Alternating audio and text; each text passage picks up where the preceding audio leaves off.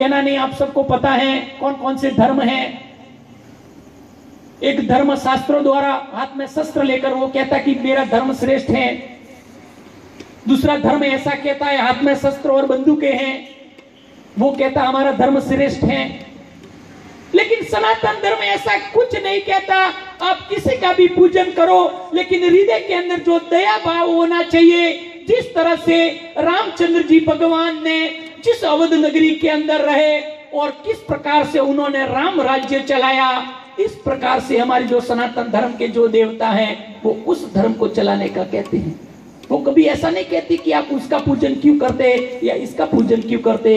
इस प्रकार की शिकायत हमारे सनातन धर्म के अंदर कभी नहीं दी है। अरे जो रामचंद्र जी भगवान का जो जन्म अवध नगरी के अंदर हुआ था, अवध नगरी का अर्थ ये होता था जहां किसी का वध नहीं होता था, और जहां वध नहीं होता है वही राम राज्य जो कहे, उस राम राज्य की जो कल्पना कहे, वो राम राज्य की कल्पना हमारे इस सनातन धर्म और हमारे देश के अंदर थी।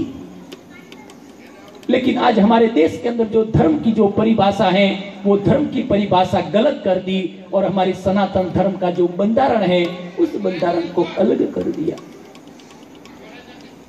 हमारे सनातन धर्म के अंदर हमारे देश का जो बंधारण चला रहे हैं, वो लोग ऐसा कहते कि हमारा देश है ये धर्म निरपेक्ष है। अरे जो हमारे देश के बंधारण को कहते कि हमारा देश धर्म निरपेक्ष है, अरे मैं उन लोगों से कहना चाहता हूं कि धर्म निरपेक्ष की परिभाषा क्या होती है, वो परिभाषा आप मुझे बताइए।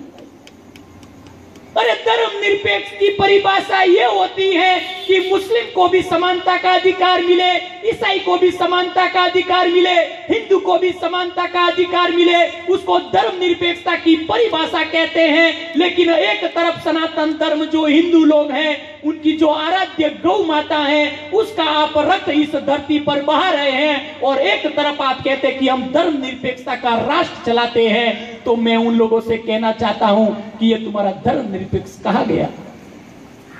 एक तरफ तो आप देश के अंदर कहते हैं कि सबको समानता का अधिकार मिले, और एक तरफ जिस देश के सनातन धर्म के हिंदू लोग हैं, जिनका प्राण गौ माता है, उसका प्राण शरीर से निर्जीव सनातन धर्म को बना रहे हैं। लेकिन आज धर्म निरपेक्षता का जो राष्ट्र चलाने वाले हैं, वो उसके लिए एक शब्द भी आज बोलने के लिए तैयार नहीं है।